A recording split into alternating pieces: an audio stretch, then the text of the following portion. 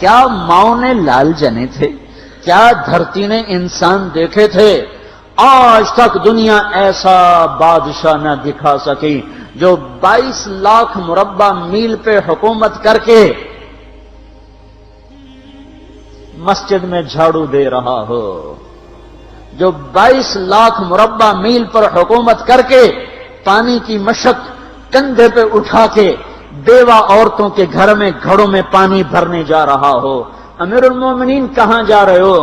فلاں اماں کے گھڑے میں پانی بھرنے جا رہا ہوں، فلاں کے گھر میں پانی بھرنے جا رہا ہوں۔ 22 لاکھ مربع میل پہ حکومت کر کے دھرتی نے ایسا بادشاہ نہیں دیکھا جو اونٹ چراتا پھر رہا ہو۔ اور جو بیت المال کا اونٹ گم ہوا، چولے کو باندھا اور دوڑ لگائی، آگے احنف بن قیس ملے، ارے کہاں جا رہے ہو امیر المومنین؟ کہ تو بھی آجا، بیت المال کا اونٹ گم ہو گیا ہے، مل کے تلاش کریں۔ پتہ نہیں کتنے مسلمانوں کا اس میں حصہ ہے۔ دھرتی ایسا بادشاہ نہ دکھا سکے گی، نہ دکھا سکے گی، کوئی ایسا آیا ہی نہیں ہے کہ جو اتنی بڑی سلطنت کا مالک ہو اور کیکر کے درخت کے نیچے بغیر پیروں کے سو رہا ہو۔ یہ ہمارے چھوٹے چھوٹے حکمران، ووٹوں کے ذریعے سے کرسیوں پر بیٹھنے والے، ان بے وقوفوں کے آگے بھی پہرے، پیچھے بھی پہرے، دائیں بھی پہرے، بائیں بھی پہرے، اوپر بھی پہرے، ان کی گاڑیاں بھی بلٹ پروف، یہ پھر بھی ڈرتے ڈرتے جا رہے کہ انہوں نے ظلم کیا، یہ اپنی ذات میں خوف زدہ ہو گئے۔ عمر نے اپنے نام کے ساتھ فاروق کا لقب آپ نے کہا عمر فرق بین الحق والباطل، عمر وہ عمر ہے جس نے حق اور باطل میں فرق کر کے دکھا دیا، اس لیے یہ فاروق ہے، اس نے حق اور باطل میں فرق کر کے دکھایا، یہ فاروق ہے۔ حسن بصری فرمایا کرتے تھے اپنی محفلوں کو عمر کے ذکر سے سجاؤ۔ حضرت عائشہ فرمایا کرتی تھیں عمر کے تذکرے کیا کرو کہ جب عمر کا تذکرہ ہوتا ہے تو عدل کا تذکرہ ہوتا ہے، جب عدل کا تذکرہ ہوتا ہے تو اللہ کا تذکرہ ہوتا ہے۔ کہ ہم عائشہ رضی اللہ تعالیٰ عنہ فرمایا کرتی تھیں اتنے بڑی سلطنت پر حکومت کرنے کے بعد اللہ کی راہ میں جانے والے مجاہدین کے گھر گیا کھڑا ہوا ہے، دروازے پہ دستک دے رہا ہے، بیٹی کوئی بازار سے سودا لینا ہو تو مجھے بتاؤ، تیرے گھر والا تو اللہ کی راہ میں ہے، میں تمہارے گھر کا سودا لے آؤں، کیا کیا چیز چاہیے؟ تم نے اپنے خامند کو خط لکھنا ہوگا، تم تو لکھنا نہیں جانتی، مجھے بتاؤ میں تیرے خامند کو تیری طرف سے خط لکھوں۔ اما تیرا بیٹا اللہ کی راہ میں گیا ہوا ہے، مجھے بتا میں تیرے بیٹے کے نام تیری طرف سے خط لکھوں۔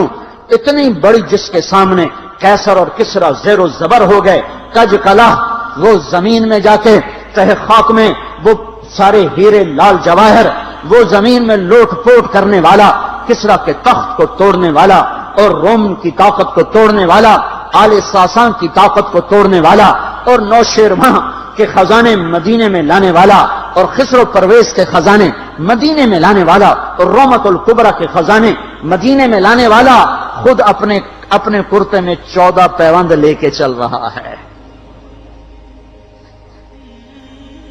14 پیوند کے ساتھ کرتا ہے، مہینے میں 1 دن گوشت کھاتے تھے،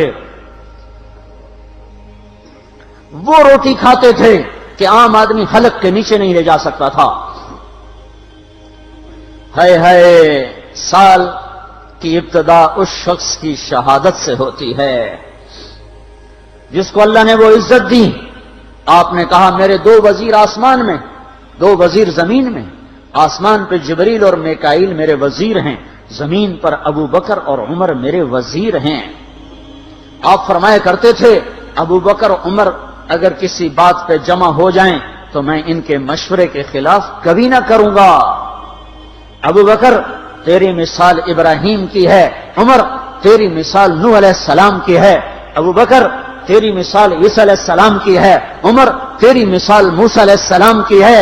آپ مسجد میں آئے، آپ کے دائیں طرف ابو بکر تھے، بائیں طرف عمر تھے، آپ اندر آئے اور کہا دیکھو اسی طرح قیامت کے دن ہم اٹھیں گے کہ میرے دائیں طرف ابو بکر ہوگا، میرے بائیں طرف عمر ہوگا اور ہم ہاتھوں میں ہاتھ دیے ہوئے اٹھائے جائیں گے۔ اور ایک حدیث میں آتا ہے اور میرے قدموں سے بلال کو اٹھایا جائے گا جو نکلتے ہی اذان دے گا، جس کے اسلام لانے نے اسلام کو اونچا کیا، جس کے اسلام لانے نے باطل کو پست کیا، جن راہوں سے عمر گزر جائے شیطان وہ راہیں چھوڑ دیتا تھا۔ عرفات کا میدان تھا، 1.25 لاکھ مقدس ہستیاں سامنے ہیں۔ میرے نبی نے فرمایا اس وقت میرا اللہ میرے سب صحابہ پہ فخر کر رہا ہے اور عمر بن خطاب پہ خاص طور پہ فخر کر رہا ہے، خاص طور پہ فخر ہو رہا ہے، عمر بن خطاب پہ خاص طور پہ فخر ہو رہا ہے۔ میرے بعد کوئی نبی ہوتا عمر ہوتا۔ عمر، میں نے رات جنت میں محل دیکھا، ایک اینٹ موتی کی، ایک یاقوت کی، ایک زمرد کی۔ میں نے پوچھا یہ کس کا ہے؟ کہا گیا ایک قریشی کا ہے۔ میں کہا میں قریشی ہوں، اتنا خوبصورت محل ہے، میرا ہی ہوگا۔ جب جانے لگا تو فرشتے نے کہا یہ آپ کے غلام عمر بن خطاب کا ہے۔ وہ کیا مبارک لوگ ہیں کہ جنہیں نبی کے گھر میں قبر نصیب ہو، ایک طرف ایک ساتھی، ایک طرف دوسرا ساتھی، جن کو نبی کے دو پہلوؤں میں جگہ ملی ہو۔ وہ کیسی عظیم ہستیاں اتنی بڑی سلطنت کا مالک اور اتنے بڑے عدل کی نشانی بن کر مدینے میں مسجد میں بیٹھے رو رہے ہیں۔ امیر المومنین کیوں رو رہے ہو؟ کہا دجلہ کے کنارے کتا بھی پیاسا مر گیا تو پوچھ تو عمر کی ہوگی، فرات کے کنارے کتا بھی پیاسا مر گیا تو پوچھ تو عمر کی ہوگی۔ راتوں کو پہرے دیے جا رہے ہیں، راتوں کو خبرگیری کی جا رہی ہے۔ مدینے کے باہر ایک خیمہ ملتا ہے، چند بچے ملتے ہیں جو رو رہے ہیں۔ ایک عورت ہانڈی چڑھا کے ڈوئی پھیر رہی ہے۔ پوچھتے ہیں بہن یہ بچے کیوں رو رہے ہیں؟ کہ یہ بھوک سے رو رہے ہیں۔ ہانڈی میں کیا ہے؟ پانی، کچھ بھی نہیں۔ کیوں چڑھایا ہوا ہے؟ بہلانے کے لیے، سو جائیں گے روتے روتے۔ میرا اور عمر کا اللہ کے ہاں فیصلہ ہوگا۔ تو عمر کی ہچکیاں بن گئیں کہ عمر کو بہن تیرے حال کی کیا خبر؟ کہ پھر ہمارا بادشاہ کیوں بنا ہے؟ اگر ہمارے حال کی خبر نہیں لیتا تو ہمارا خلیفہ کیوں بنا ہے؟ پر لگ گئے، بیت المال سے سامان نکالا، بوری بھری، سر پہ اٹھائی، کمر پہ اٹھائی۔ غلام اسلم نے کہا میں اٹھاؤں؟ کہ قیامت کے دن بھی میرا وزن تو اٹھائے گا۔ اسی طرح بھاگے ہوئے آئے، پنیر نکالا، آٹا نکالا، گھی نکالا، شہد نکالا، ڈال کے ہانڈی میں نیچے آگ، خود دھواں، گیلی لکڑیوں میں پھونکے مار مار مار آگ جلائی، حلوہ تیار کیا، پھر پلیٹوں میں ڈال ڈال کے بچوں کو کھلایا۔ وہ عورت کہنے لگی کاش عمر کی بجائے تو خلیفہ ہوتا۔ تو یہ نہیں کہا کہ میں ہی عمر ہوں، میں ہی عمر ہوں۔ فرمایا جب کل تو امیر المومنین سے ملے گی تو مجھے بھی وہیں دیکھ لے گی، مجھے بھی وہیں پا لے گی۔ پھر وہاں بیٹھ کے دیکھتے رہے، اٹھ کے چل دیے۔ بچے ہنسنے لگے، کھیلنے لگے تو اپنے غلام سے فرمایا میں نے انہیں روتا دیکھا تھا، میرا جی چاہا میں انہیں ہنستا بھی دیکھوں۔ 22 لاکھ مربع میل پہ اسلام پھیلا کر حکومت اس سے بھی بڑے علاقے میں لوگوں نے کی۔ چنگیز نے اس سے زیادہ فتوحات کی، محمود غزنوی نے اس سے زیادہ کی، سکندر تیمور نے اس سے زیادہ کی۔ پر فتوحات کر کے یوں خدمت کر رہا ہو، پانی بھر رہا ہو، اونٹ چرا رہا ہو، امامت کرا رہا ہو، 14 پیوند لگے کپڑوں کے ساتھ خلافت کے تخت پر بیٹھا ہوا ہو، یہ دھرتی میں پھر کوئی نہیں آئے گا۔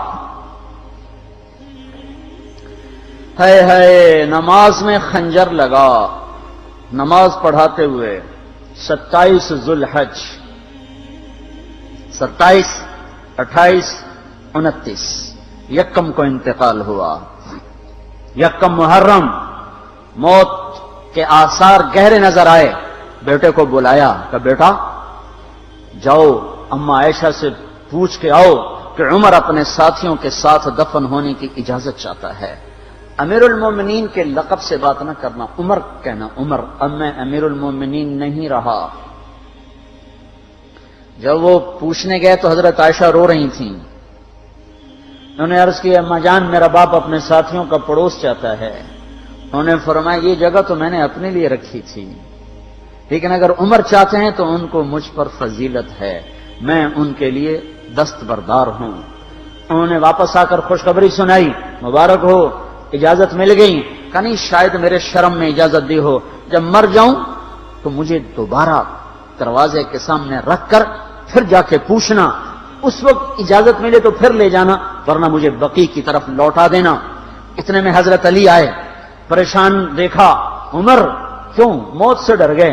کہ نہیں، موت کے بعد کی گھاٹی سے ڈر رہا ہوں۔ کہ ڈرو نہیں، میرے ان کانوں نے سنا ہے اور اتنی دفعہ سنا ہے کہ میں گن نہیں سکتا کہ اللہ کے نبی فرمایا کرتے تھے ابو بکر اور عمر جنت کے بڑی عمر کے لوگوں کے سردار ہیں۔ آپ نے فرمایا تو اس بات کی گواہی دے گا؟ کہ میں بھی دوں گا، میرا بیٹا حسن بھی دے گا۔ امام حسن بھی ساتھ تھے۔ کہ میں بھی دوں گا، میرا بیٹا حسن بھی گواہی دے گا۔ پھر بھی